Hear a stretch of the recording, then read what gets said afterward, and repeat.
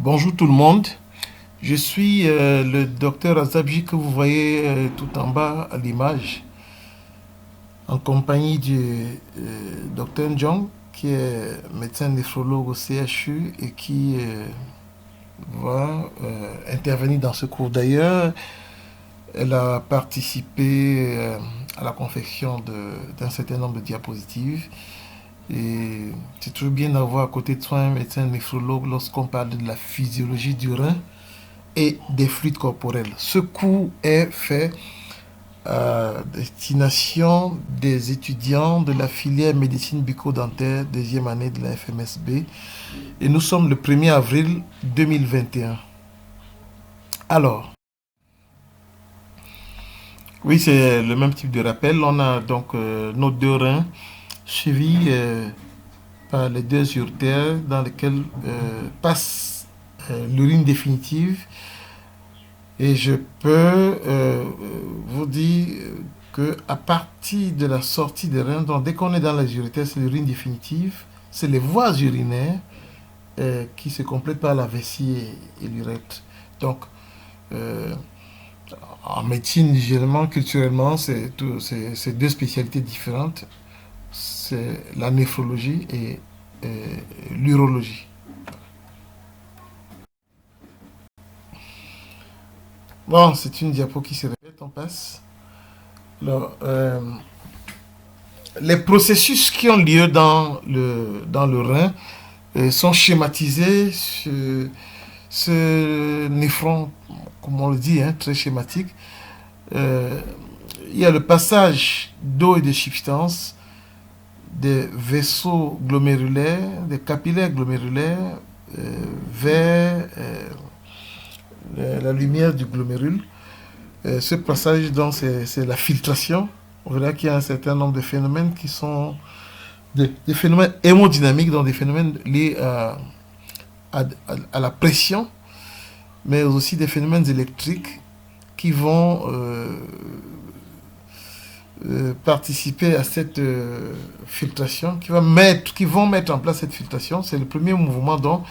Mais au niveau des tubules, à tous les segments de cette tubule-là, on aura deux autres phénomènes qui sont le passage de l'urine, le passage d'eau et de substances à partir de l'urine vers le milieu intérieur ou à partir du milieu intérieur vers l'urine. Ce sera pour l'un la réabsorption et pour l'autre la filtration, la sécrétion. Voilà les trois grands mouvements principaux qui existent au niveau néphronique. Plus bas, si on agrandit, on a vu que les différents processus cellulaires, à ce moment-là cellulaires, vont être parfois les diffusions simples, les transports facilités, les transports transmembranaires, ainsi de suite, ainsi de suite. Mais tel n'est pas le sujet de cette diapositive. Alors on dit la même chose, la même chose. Cette, cette diapositive agrandit un peu plus le glomérule et vous montre d'une part l'artériole afférente, c'est-à-dire celle qui apporte le sang, qui va être filtrée à travers la membrane que nous voyons ici. Les cellules les plus connues de cette membrane sont ce qu'on appelle les podocytes. Alors, ces petits ronds, c'est des vaisseaux coupés transversalement, donc c'est les capillaires glomérulaires coupés transversalement. Alors, il y a une population cellulaire particulière que nous voyons là, c'est-à-dire à partir du tube distal, dans la paroi même du tube distal, il y a des cellules qu'on appelle des cellules de la macula densa. Et de proche en proche, nous avons des cellules mésangiales. Et un peu plus loin, mais autour des vaisseaux, nous avons des cellules justaglomérulaires. L'ensemble de ces trois populations cellulaires va constituer ce qu'on appelle l'appareil justaglomérulaire. Alors, il y a des petits messages que ces cellules s'envoient. Ce ne sont pas des messages endocriniens. Donc, il ne s'agit pas de messages qui vont être transportés par le sang. C'est des messages de proche en proche, d'une cellule voisine à une autre cellule, qu'on appelle des messages paracriniens qui vont influencer, la filtration glomérulaire par des événements de pression et autres. On pourrait en reparler beaucoup plus loin. Alors en résumé, nous avons un néphron et le tube collecteur et l'appareil vasculaire qui participe aux échanges avec le néphron. Et là, c'est juste un petit rappel des types de cellules qu'on voit dans la paroi du néphron. Vous l'avez fait en histologie. On vous parle des cellules ciliées, riches en mitochondries, ou bien des cellules pavimenteuses, pauvres en mitochondries. La richesse ou la pauvreté en mitochondries, pour nous, ce sera un signe que ces cellules ont beaucoup de processus énergétiques pour les transports transmembranaires. Là aussi, nous n'insisterons pas beaucoup. Diapositive. Toujours en termes de rappel, nous avons dit que le rein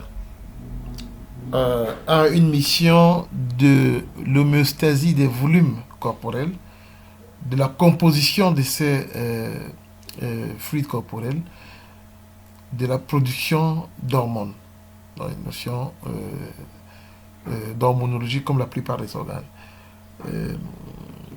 Dans le polycopier, nous ajoutons quelques définitions sur les termes employés en physiologie rénale. Donc, vous retenez que trois charges que le rein assume, qui sont l'homéostasie des volumes des fluides corporels, de l'eau corporelle, de sa composition et un outil qui est constitué par les cellules productrices d'hormones. On en reparle également beaucoup plus loin. Cette diapositive vous montre le capital corporel en eau.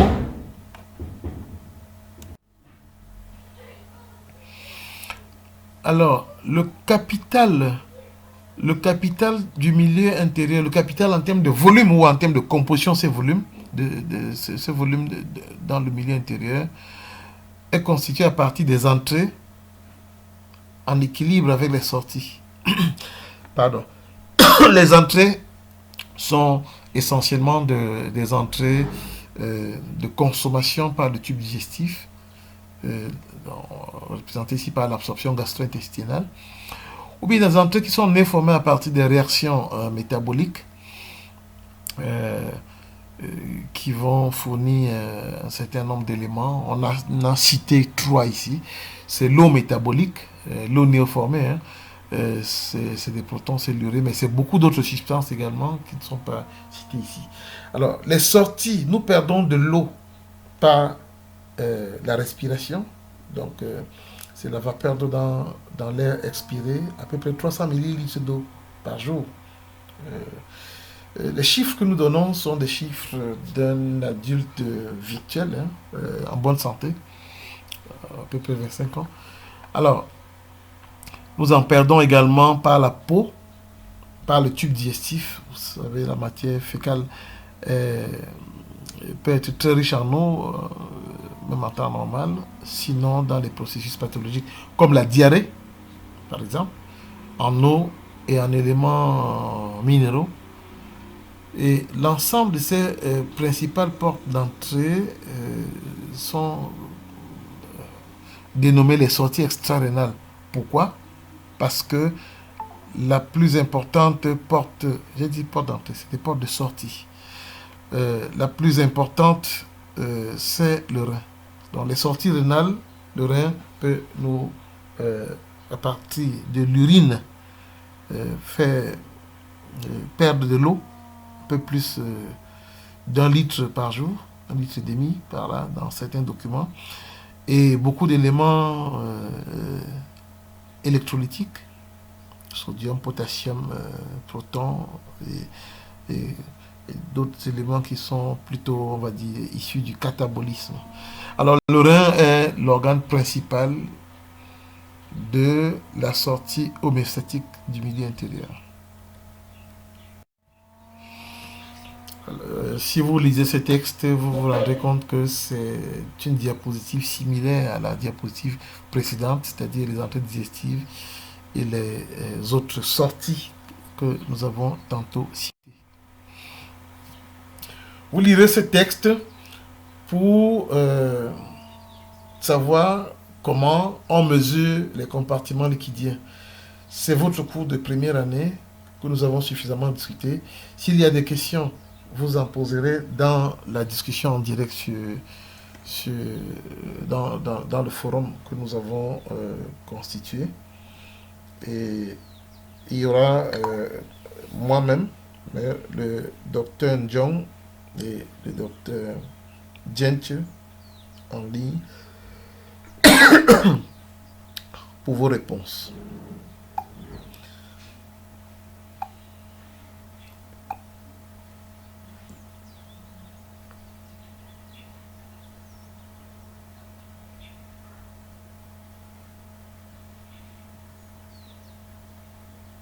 Je suis en train d'enregistrer.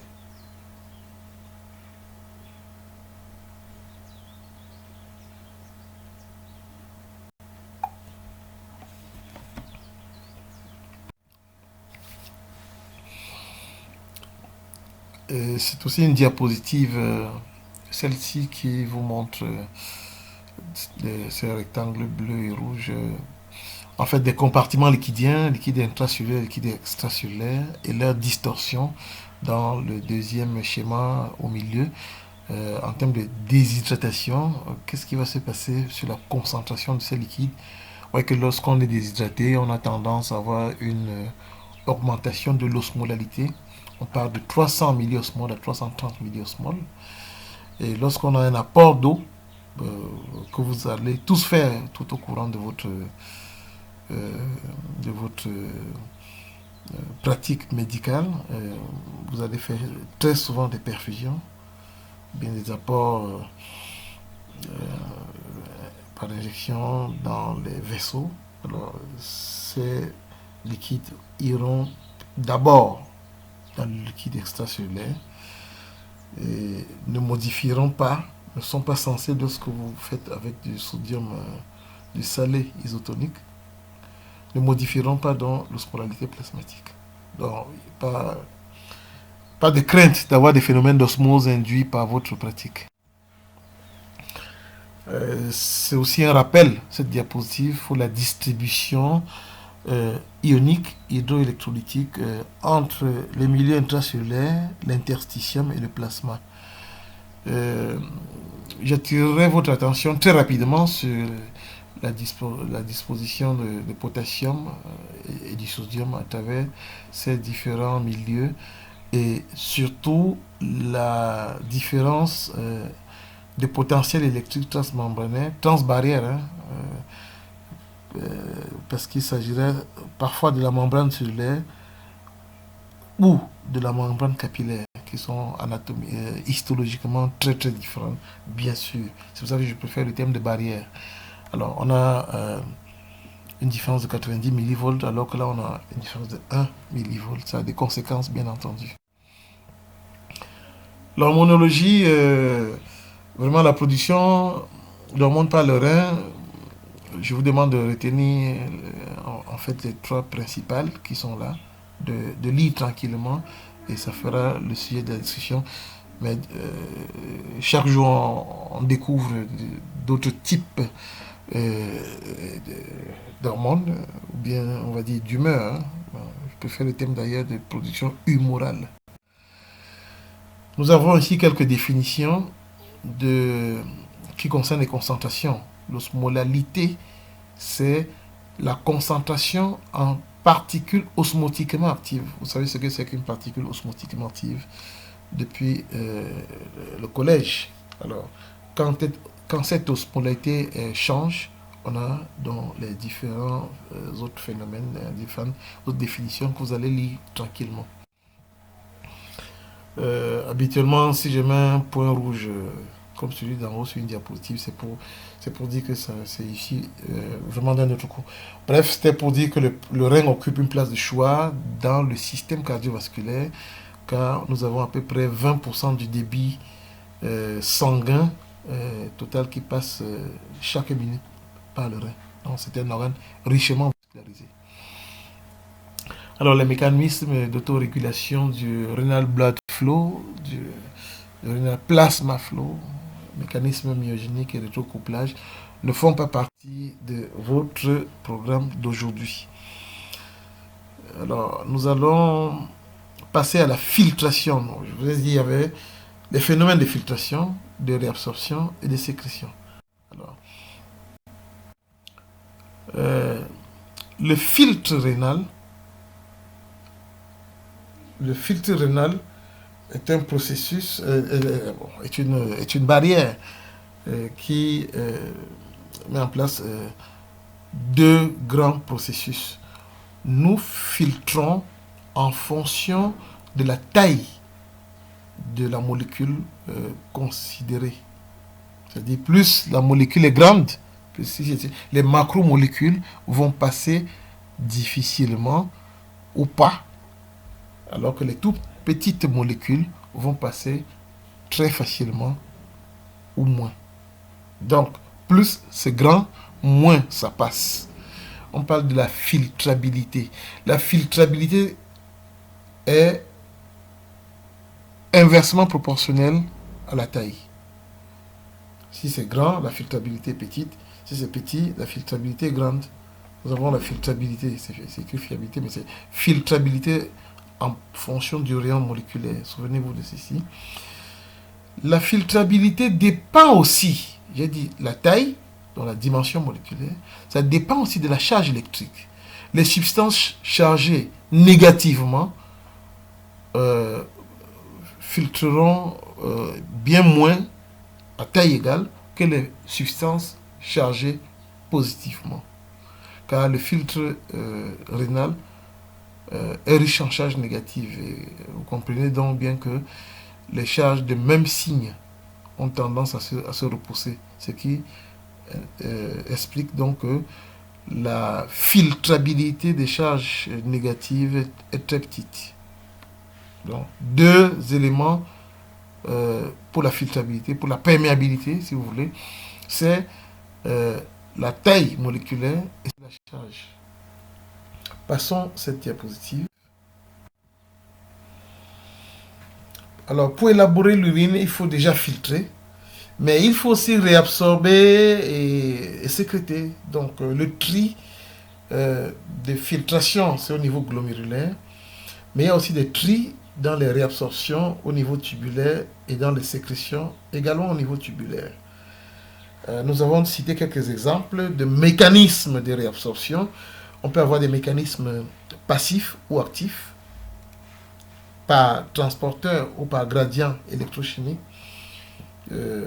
Qu'on fait vos cours de physiologie cellulaire de première année pour voir ce qui se passe au niveau des cellules pour le transport de l'eau et des substances. On a pris quelques exemples de substances ici. Glucose, PAH et proton. Alors cette diapositive revient sur ces exemples. Une substance peut être, comme le glucose, filtrée et entièrement réabsorbée, de telle sorte qu'il n'y a pas de glucose en temps normal dans les urines. C'est-à-dire, je répète, le glucose est filtré et à 100% réabsorbé au niveau tubulaire. Alors, pour le petit commentaire, quand on trouve du glucose, lorsqu'on est à jeun au niveau des urines, on peut commencer à penser qu'il faut exclure, ou bien qu'il faut, en clinique, exclure un diabète, ou exclure des processus qui inhibent la réabsorption tubulaire. D'ailleurs, il y a une classe de médicaments qu'on va donner chez les diabétiques dans le but de baisser leur taux de glucose plasmatique, leur glycémie donc. Et ces médicaments auront pour fonction d'aller bloquer la réabsorption de glucose afin de diminuer le capital glycémique dans le sang. Bref, ça c'est une autre histoire. Mais sachez que, première route, filtration, réabsorption totale. Une autre route, c'est l'exemple de l'inuline, filtration, aucun processus tubulaire, pas de réabsorption, pas de sécrétion. Il y a des substances qui se comportent comme l'inuline. Ces substances sont donc dites uniquement filtrées, ni réabsorbées, ni sécrétées. Le petit commentaire voudrait donc que si on peut mesurer le taux d'excrétion, ça c'est l'excrétion, le taux d'excrétion de cette substance, on peut déduire son taux de filtration. Je répète, pour avoir une idée de la filtration, une substance qui se comporte comme celle-ci, il suffirait de la détecter, de détecter son taux d'excrétion dans l'urine définitive et de conclure sur son taux de filtration. Mais pourquoi? C'est juste parce qu'on veut savoir quel est l'état de santé du filtre glomérulaire. Est-ce qu'il y a une pathologie, est-ce qu'il y a une maladie au niveau glomérulaire qui modifie la filtration? Voilà. Donc, deuxième exemple, filtration et aucun processus ni de réabsorption ni de sécrétion tubulaire. L'acide para-aminohypurique, le PAH, est une substance qui est filtrée et sécrétée. Je répète, le glucose, lui, il était filtré et réabsorbé. Le pH est filtré et sécrété. Alors, restons sur cette diapositive et je vous définis de visu ce qu'on appelle la clairance. La clairance d'une substance est son débit d'épuration rénale à partir du plasma. Je répète, si vous voulez une image, à quelle vitesse le rein peut-il débarrasser une substance plasmatique, naturellement en l'excrétant?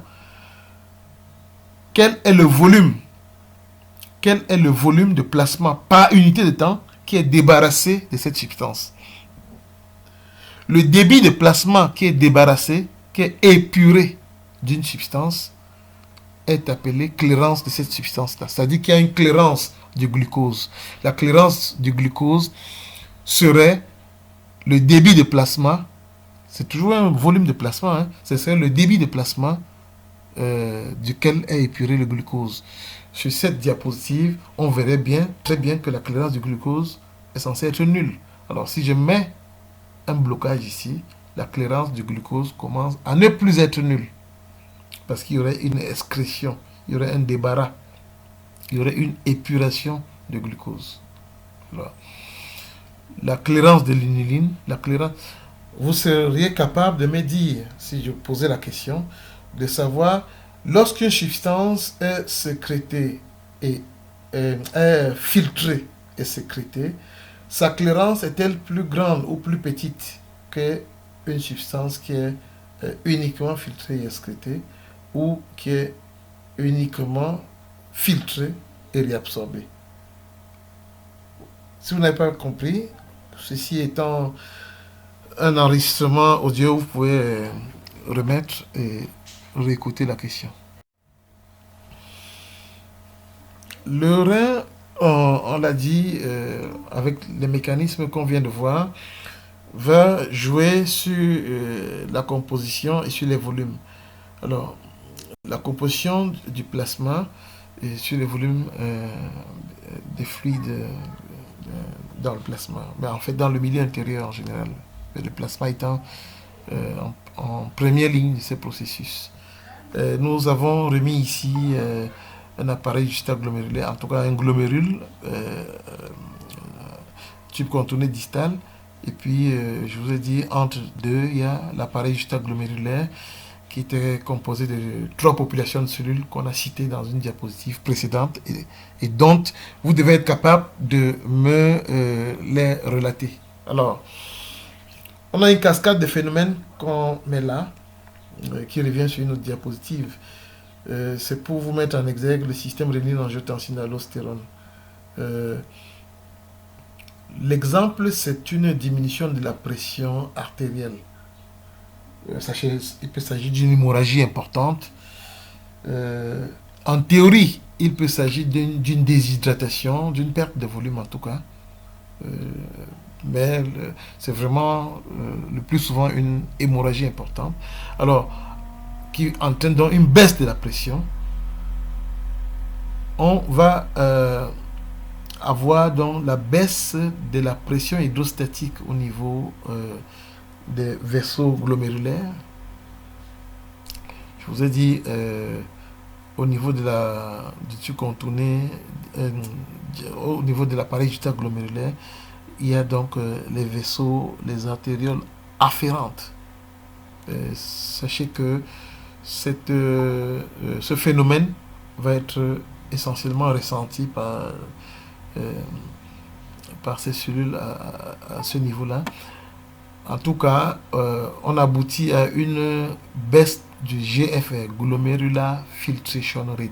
Le taux de filtration glomérulaire va baisser. Et de proche en proche, dans le tube contourné distal, on aura moins de circulation de sodium, puisque quand l'eau passe, il passe avec le sodium. Les cellules à macula densa étant sensibles au taux de sodium qui passe, entraînent un processus de augmentation de la libération de rénine.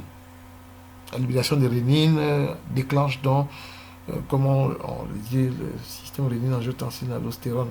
Mais ici, on a représenté essentiellement l'angiotensine parce qu'elle a un effet lorsqu'elle est libérée, l'angiotensine 2, lorsqu'elle est libérée, elle a un effet vasopressif positif sur l'artériole, sur les vaisseaux sanguins. Donc, la diapo suivante. Bon, ces diapos sont un peu inversées. Je devrais d'abord vous mettre celle-ci qui est euh, comment l'organisme entraîne cette cascade de phénomènes. Le rein va sécréter la rénine, l'angiotensinogène qui est d'origine hépatique, qui est un précurseur, va être scindé en angiotensine 1. Et puis le poumon sécrète une enzyme. Bon, c'est le poumon essentiellement, mais il y a deux ou trois autres organes. Sécrète une enzyme qui est l'enzyme de conversion de l'angiotensine. L'enzyme de conversion de l'angiotensine la convertit de l'angiotensine 1 en angiotensine 2. C'est cette forme d'angiotensine, angiotensine 2, qui a donc un certain nombre d'effets qui sont relatés ici, normalement, notamment la stimulation de la production d'aldostérone, la contraction des muscles lisses, au niveau de l'hypothalamus, la production et la libération de l'hormone antidiurétique.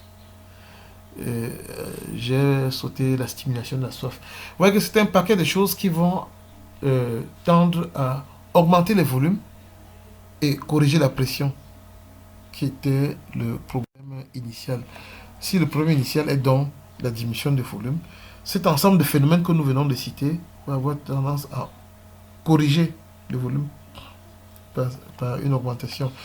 Bien entendu, je vous demanderai que fait l'aldostérone au niveau de la concentration en sodium, que fait l'angiotensine 2 sur la pression, si on inhibe l'enzyme de conversion.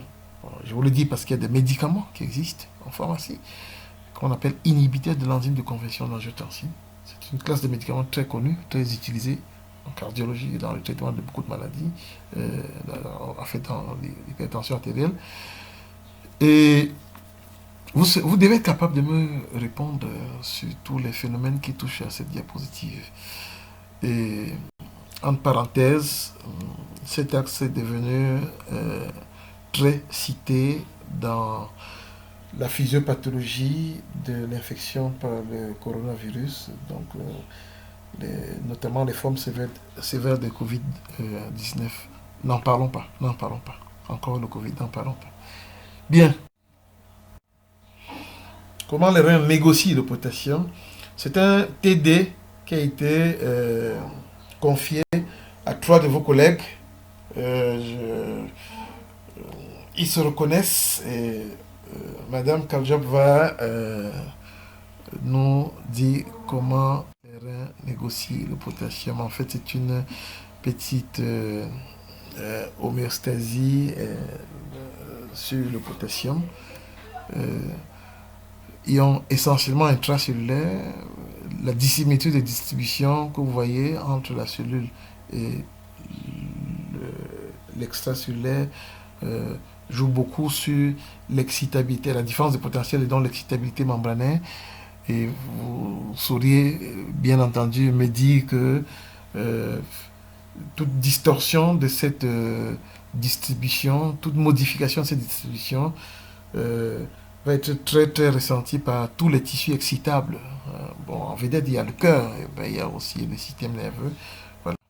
Donc, on va passer et vous lirez cette diapositive euh, pour commenter dans le prochain cours avec moi et avec Dr Kaljab, avec Madame Kaljab. Voilà.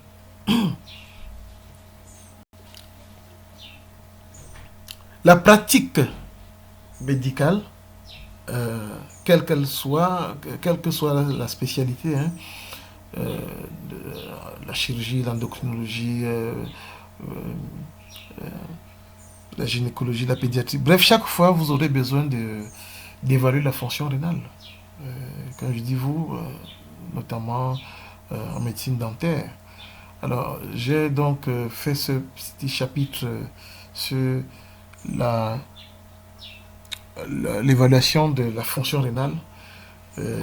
C'est une discussion qui a été montée, je vous l'ai dit déjà, avec qui de droit, docteur John Emmanuel, qui est médecin néphrologue, et qui va répondre aux questions, qui est une personne qui appuie beaucoup l'enseignement dans le département de physiologie de la FMSB et bien d'autres choses, hein, bien entendu. Bon, ok. Il y a une petite introduction, quelques rappels de physiologie anatomique qu'on ne va pas refaire, hein, c'est le même rappel que il y a un instant. Le cahier des charges, les biomarqueurs, et quelques éléments de recherche actuels. Alors, le cahier des charges, on vous l'a dit, il y a la fonction endocrinienne, il y a l'équilibre acide-base, et il y a la notion de clairance sur laquelle je vais peut-être un peu plus insister. Vous êtes déjà familier de cette diapositive qui vous montre que nous avons ici le système vasculaire, la circulation sanguine, et tout ce qui est en jaune, c'est la circulation urinaire, qui naît des 3 mouvements d'eau et de substance qui sont la filtration glomérulaire, la réabsorption et la sécrétion pour constituer à la fin l'urine définitive. Ceci n'est qu'un rappel supplémentaire.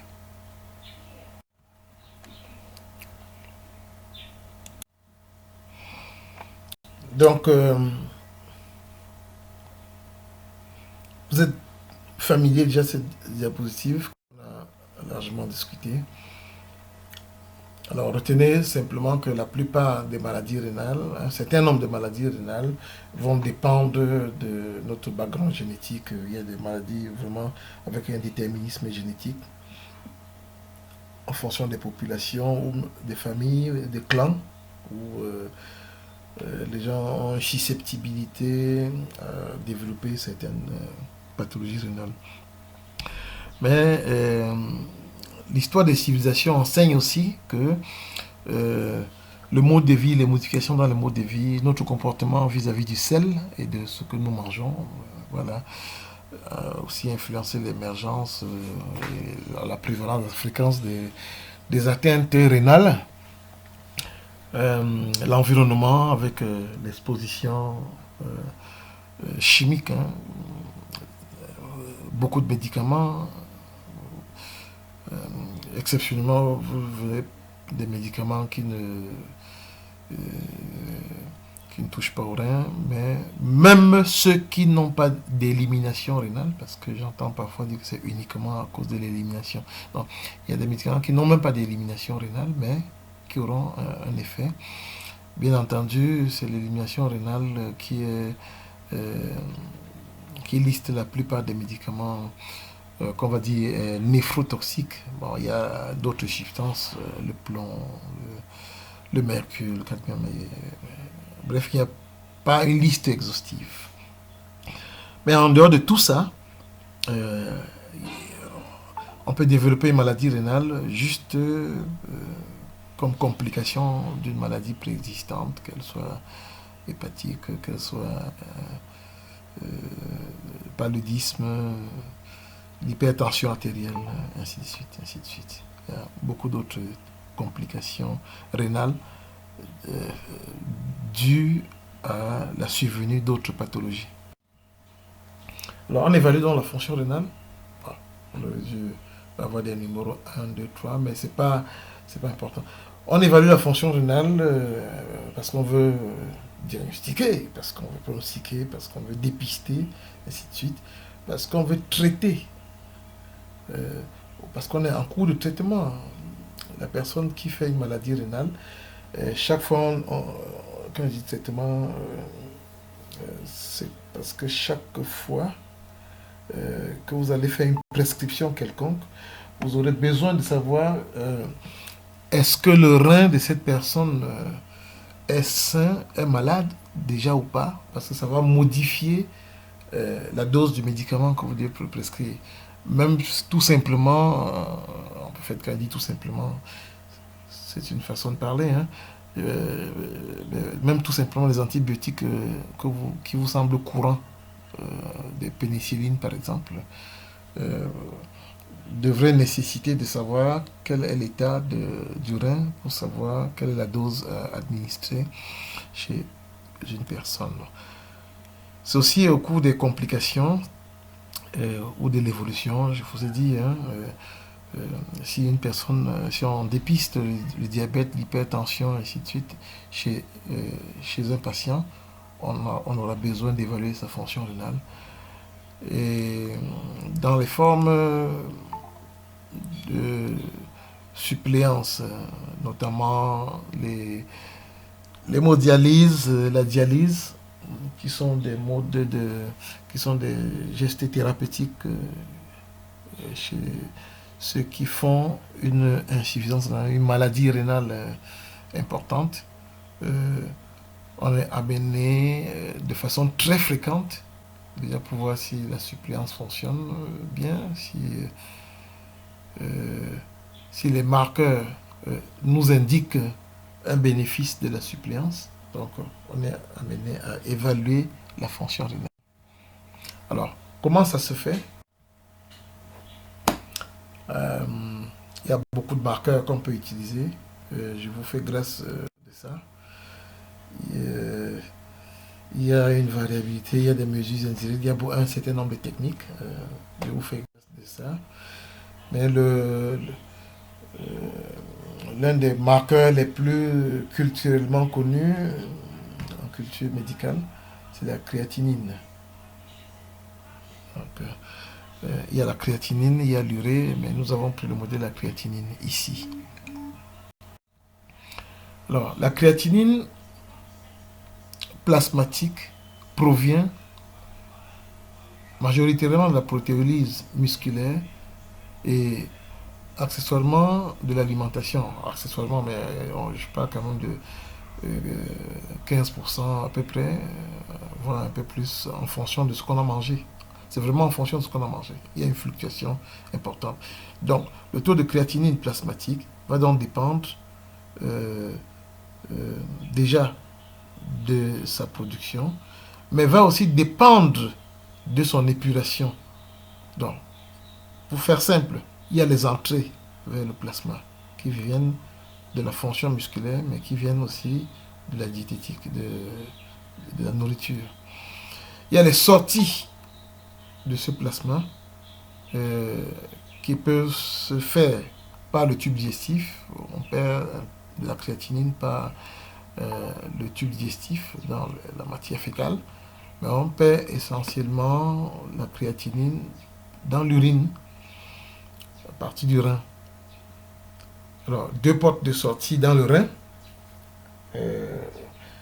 Déjà, il y a la filtration et il y a aussi la sécrétion tubulaire.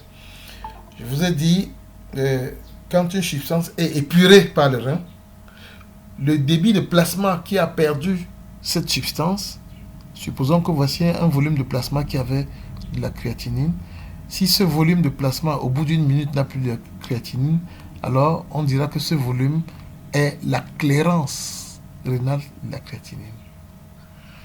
Le débit de plasma épuré de créatinine constitue sa clairance. Alors la clairance rénale va donc dépendre de la filtration et de la sécrétion. Tout processus qui va perturber la filtration ou bien la sécrétion tubulaire va modifier la clairance rénale. Je répète que le médecin va évaluer le rein par la détermination de la clairance rénale de créatinine, tout simplement. La modification de la clairance va lui indiquer qu'il y a une atteinte glomérulaire et ou une atteinte tubulaire. J'ai mis glomérulaire en rouge parce que voilà, elle est essentielle. Et, culturellement, c'est la. Attendez. Alors, ce déterminant de la créatininémie, donc de la concentration plasmatique en créatinine, je vous dis, elle est déterminée donc par la protéolyse, par l'alimentation, mais aussi par la clairance extra-rénale qui est essentiellement digestive et par la clairance rénale qui est liée à la filtration glomérulaire et la sécrétion tubulaire. Là, on ajoute quelques pathologies qui déterminent. Quand on dit protéolyse musculaire, ça peut être vraiment n'importe quoi dans le métabolisme musculaire. Et puis, la filtration glomérulaire, on va dire qu'il y a des médicaments qui vont avoir une influence tubulaire importante. À tout hasard, comme ça, je vous parle de la cimétidine, qui est un médicament utilisé pour ce qu'on appelle le mal d'estomac, l'ulcère gastrique. Mais vous voyez qu'il y a un effet de la cimétidine sur la sécrétion tubulaire et qui va perturber dans la clairance rénale de créatinine. Voilà. Donc, c'était juste pour donner un exemple. Alors, cette diapositive vous montre le taux de créatinine, dans la créatinémie, en fonction du débit de filtration glomérulaire. Soyez très attentifs. Je suis en train de vous dire que un prélèvement plasmatique va vous donner cette information. Et du fait du message donné par ce nuage de points qui dit que, en faisant une régression, que la créatinémie est d'autant plus grande que le débit de filtration glomérulaire est petit, ou inversement, la créatinémie est d'autant plus petite que le débit de filtration glomérulaire est grand. Alors, c'est pour vous dire que ce qui nous intéresse quand vous prenez en charge un patient pour savoir son état rénal, c'est le débit de filtration glomérulaire. Mais comme vous ne pouvez pas voir la filtration glomérulaire, vous mesurez la créatinémie et vous faites une interprétation de la créatinémie pour dire que la filtration glomérulaire est de telle. Voilà. C'est ça que je voulais vous dire sur cette diapositive. Alors, c'est la même diapositive. Je vous fais grâce de celle-ci. Le débit de filtration glomérulaire, vous avez vu cette courbe qu'on a montrée. Le débit de filtration glomérulaire a été modélisé par un certain nombre de formules. C'est-à-dire quand on mesure la créatinémie, ça c'est quelque chose qui est mesuré, on connaît la taille, il y a un coefficient qu'on peut utiliser qui est de ces valeurs-ci, selon qu'on est dans cette tranche d'âge nouveau-né ou de 2 à 12 ans, ou selon qu'on est un peu plus grand, on est en puberté et qu'on est une fille ou un garçon. Donc on arrive à calculer le débit de filtration glomérulaire. Ça s'appelle formule de Schwartz. Chez les adultes, ce qui est plus usité, et le docteur John vous dira, toutefois, il y a des modifications. Mais pour le moment, et pour l'instant, disons que la formule de Cockcroft et Gold, c'est celle qui s'affiche là, et qui utilise le poids et la créatinémie, et un coefficient de 1,24 pour le mâle, pour le garçon, pour l'homme, et 1,04 pour la femme, va aussi vous donner une estimation du débit de filtration glomérulaire. Ce sera une autre discussion de savoir qu'il y a des erreurs d'estimation, qu'il y a des discussions de biais. Voilà. Mais une autre estimation, ça s'appelle le Modification Diet in Renal Disease. C'est une formule un peu plus complexe avec des exponentielles, comme vous voyez. Rassurez-vous, je ne vais pas vous demander de me réciter toutes ces formules, mais ce sera d'être capable de commenter le débit de filtration glomérulaire et c'est déterminant. Voici un résumé des différentes formules qu'on vient de voir. Et quand on a le débit de filtration glomérulaire, ici, nous arrivons à dire le stade de la qualité de la fonction rénale. Est-ce qu'on est dans un stade qui est très sévère, où le débit de filtration glomérulaire est de moins de 30 millilitres par minute par surface corporelle? Ça veut dire qu'on filtre très peu. Donc le rein est très défaillant. Donc. Ou est-ce qu'on est au stade 3, au stade 2, où on est dans une zone compatible avec la vie, qui est le stade 1, entre 90 et 120 millilitres par minute, ça mène quand même sur le corporel. Donc, en résumé, on utilise le débit de filtration glomérulaire, les seuils qu'on a là, pour décrire l'atteinte rénale comme indiqué sur cette diapositive. Bien, je vous fais grâce.